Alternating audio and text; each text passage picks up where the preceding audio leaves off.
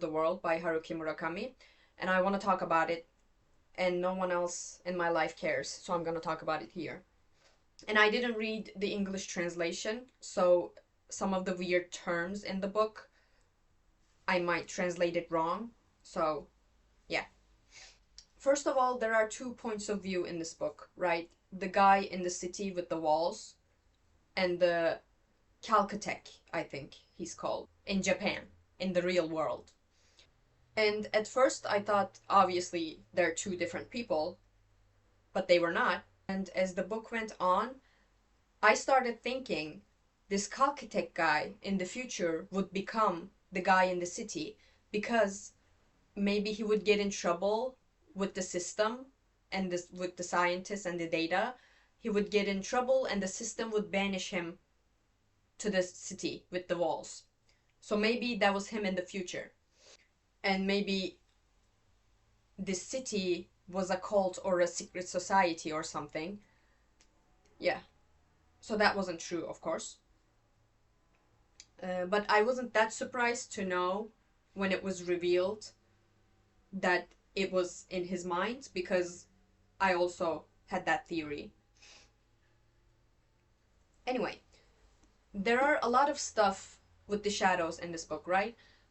When the guy is first coming to the city, they cut his shadow off, and the shadow is talked about like it's his heart. The shadow represents his heart, kinda, because when the shadow is gonna die in 2 years or something, he's no longer gonna have a heart like the rest of the people in the city.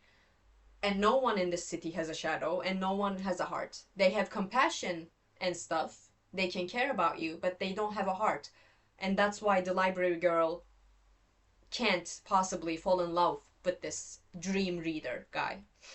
So I was thinking about this shadow thing a lot, and I googled what a shadow represents. Not in relation to the book, just in general. What does a shadow represent? I googled this, and it said a shadow represents your subconscious, which makes so much sense. And it represents your fears and wants, right? And I was dealing with some personal stuff, as anyone is, while reading this book. And for the most of my life, like, I run away from my shadow and my fears and wants and subconscious. But while reading the book, I realized the key to escaping the city would be this guy rejoining with his shadow and getting his heart back. And that way he's gonna know what the truth is, or he's gonna escape the city that way. So I thought maybe the answer is not running away from your shadow or cutting your shadow off, but to get to know it, to embrace it. So I try to embrace my shadow, which is very hard to think about some stuff. But I started to embrace my shadow and my fears and wants. I started thinking about this stuff. And then I had a dream. In my dream, we were going to a party with my friends in this very American style house. It had a basement and upstairs and stuff, and we were speaking English, so I guess I was in Texas or something. I don't know. And the party hosts were actually evil people, and it wasn't a real party, and the hosts started killing people in very gory ways, okay? And in my dreams, I usually am not able to defend myself. Like, I can't run, I can't fight. But this time, after going through all these thought processes, I was able to defend myself. And I started axing people. I took the axe from one of the evil people and I axed a guy in the head right here. And I pulled out the axe and part of his skull came out. And I could see inside his brain, but I wasn't scared. I wasn't disgusted. I didn't feel cool either. I was just defending myself. It was a neutral feeling. And I took it out, and the guy didn't die. He wasn't dead. He didn't even seem to be hurt. He was just like drunk, like he got hit in the head. And I pulled out the axe and I said something like, "Are you gonna fuck off, or do I have to take the rest of your skull?" or something like that. And the guy was like, "No, I'll go, I'll fuck off." And he went. Like, I started defending myself, axing people in the head. And this is a disgusting thing, like seeing a person's open brain and you're killing people or you're trying to kill people. This is supposed to be disgusting and scary, but it wasn't. I wasn't scared. And my friends and my skull got taken too. Like, my part of my skull was gone and you could see inside of my head, and my brain was intact, but I wasn't feeling hurt, or I wasn't in pain, and I wasn't dying. I was alive. And when I woke up, I asked my dad to commentate on it, because I always ask my dad, like, what does this dream mean? And don't tell your dreams to everybody, people, okay? Because I have beliefs, whatever. Don't tell your dreams to everybody. I only let my dad normally do the first commentary, and then I start telling people my dreams. So I asked him, what does this mean? And he said, like, if you're hitting someone, you're giving them power. And if someone's hitting you in your dream, they're giving you power. So probably one of your friends is gonna come to you and ask you something, and you're gonna give them power because you're the one hitting them. I didn't like this commentary because as soon as I woke up, I was like, I was thinking about this subconscious thing and fears and my internal struggles. I started to embrace my shadow, and I think that's why. I think that was confirmation that I was on the right path, because, like, my brain is open. It's supposed to be disgusting, but it's not, and I'm not scared to have my brain open.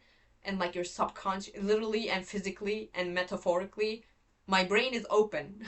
And I'm making peace with it, and I'm defending myself for the first time in my dreams. Anyway, so that was my dream. Nothing to do with the book. So I took notes because I knew I was gonna talk about this book. And I wrote, him thinking about his pee-pee all the time is funny. Because, like, in this book, everything has a reason, right? The subconscious and the shadow and the snow and the walls are alive, and the forest and everything, the skull, everything has a reason. But what is the reason for him? I know it's a Murakami book. I know he's supposed to be weird, and he's supposed to have weird relationships with 17-year-olds in his book. I know that. But why is he thinking about his penis at the most random times? I understand if it's happening during sex scenes. It's like, why doesn't my penis get hard? Am I tired? Am I hungry? Okay, think about that for a while.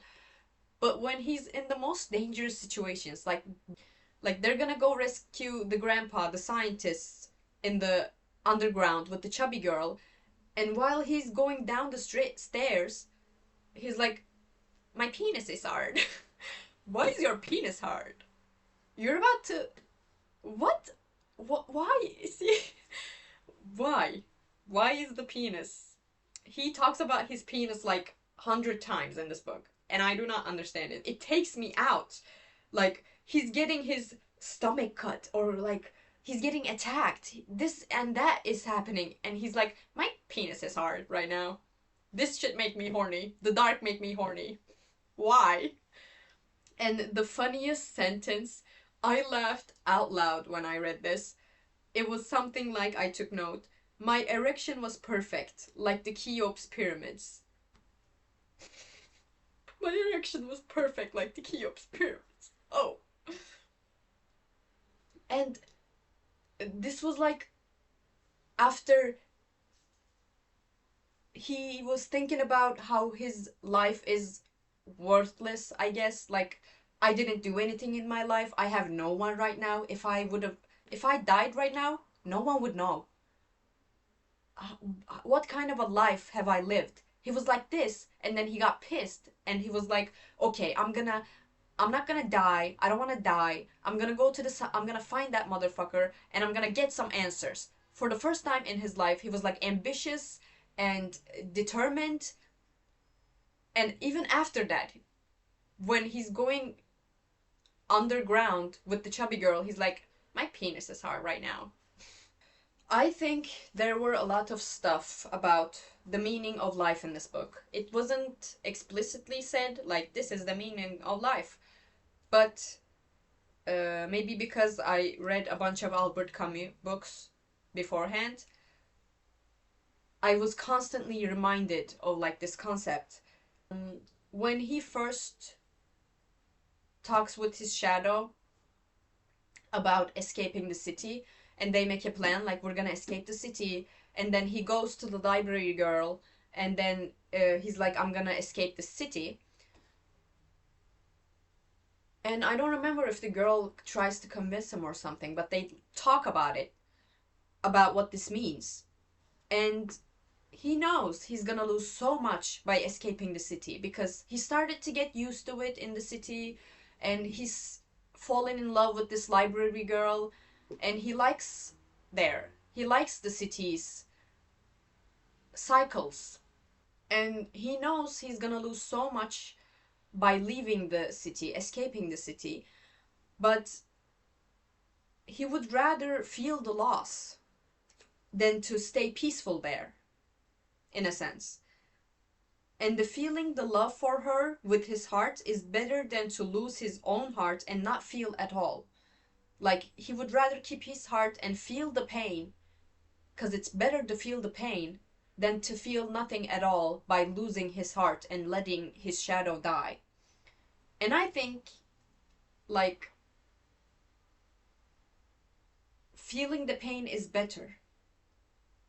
And after that scene, the guy in the real world goes to an arcade, thinking about death, he's gonna die, and he plays a game in the arcade a couple of times, and he's saying the game is not gonna be over unless I lose. And there's no point in a game that doesn't have an end. To game to make sense, you have to lose. There's a connection there because these scenes were like back to back, I think.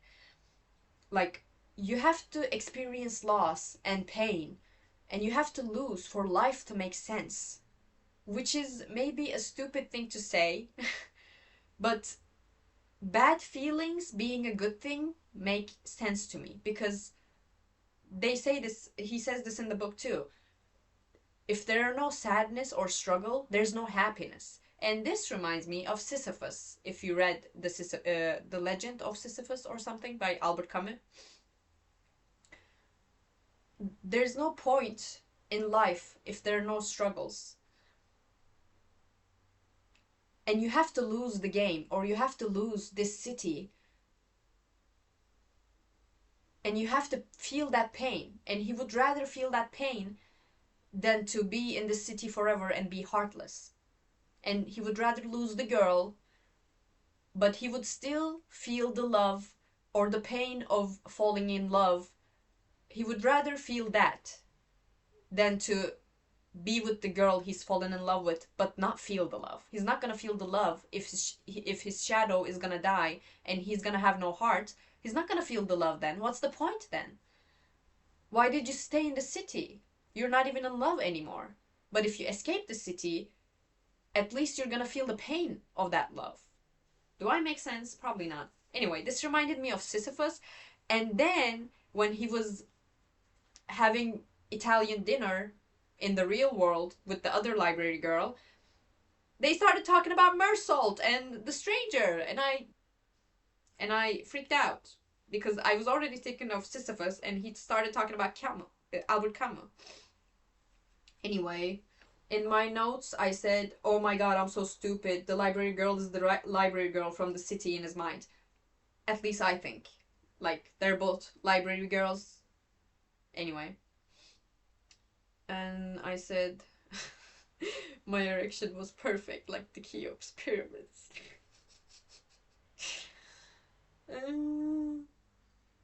So, at the end of the book, and this is really important, I think. So, at the end of the book, he didn't leave the city, right? After he was gonna leave the city with his shadow and rejoin with his shadow, but he decided to not leave the city after he realized he could get the girl her heart back by reading the old dreams, right? So they would both have a heart and live in the forest if his shadow escaped, because his shadow was not gonna be burned and put into the skull or whatever. He wasn't gonna lose his heart this way, and they could both go live in the forest. After realizing this, he bails and he chooses to live in the city, but still get to keep his heart.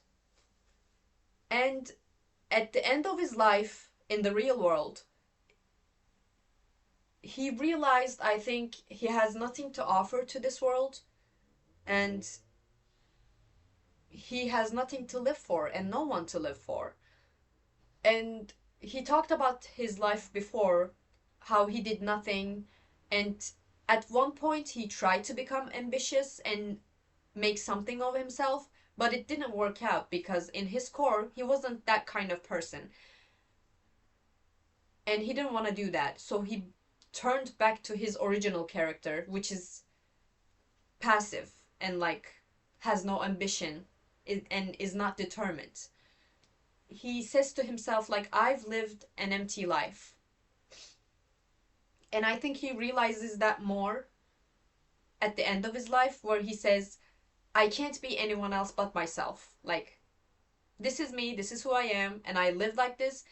And knowing this, if I came to this earth again knowing this, I would still live the same life because this is who I am.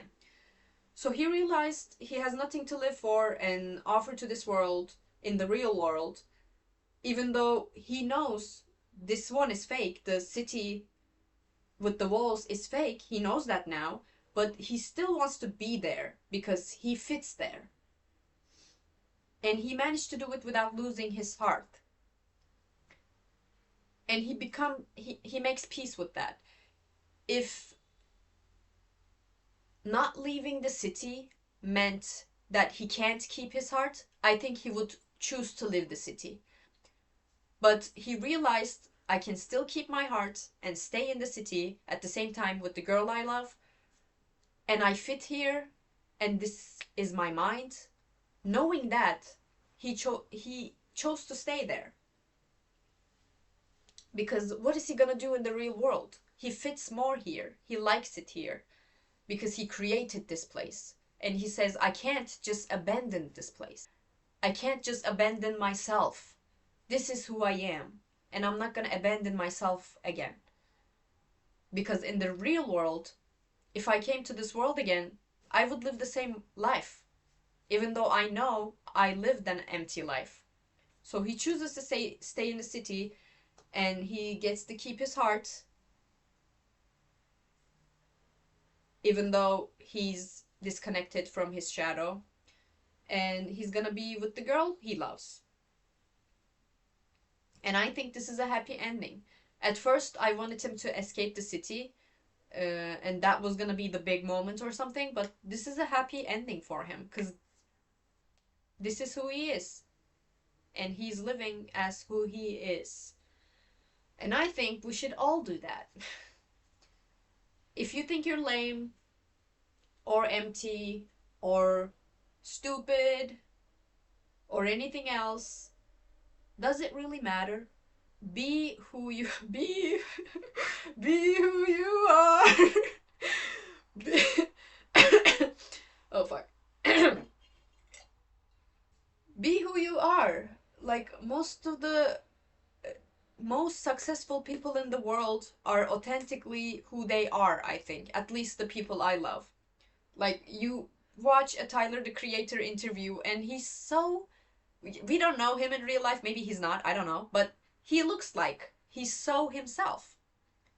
His sense of humor, he doesn't really give a fuck about anything. Is he a good person? You don't know. I don't know. Not necessarily, maybe. Who knows? but I like his music, and maybe who he wouldn't make good music if he wasn't himself, you know? In order to be satisfied, I think you have to be yourself and you can't be anyone else. And this is really hard if you don't know who you are. So make peace with your shadow. Don't run away from your shadow, even though he's scary and he's shitting in a bucket and it fucking smells in there.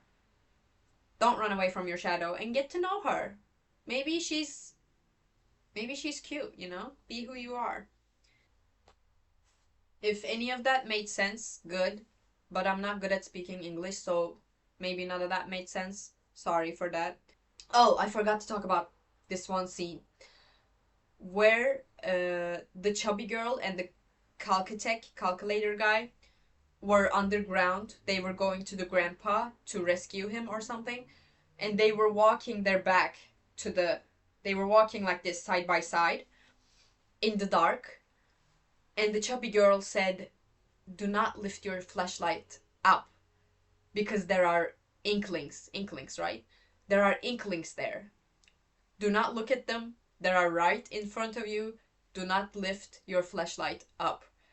And that scene was so scary and I loved it. I just wanted to mention that. And then his penis got hard. Okay, I guess that's it. That's it, I guess. Yeah, that's it.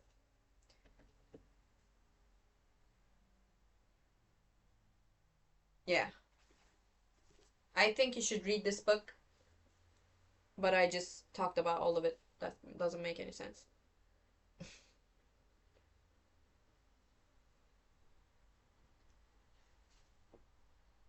I can take this book back now.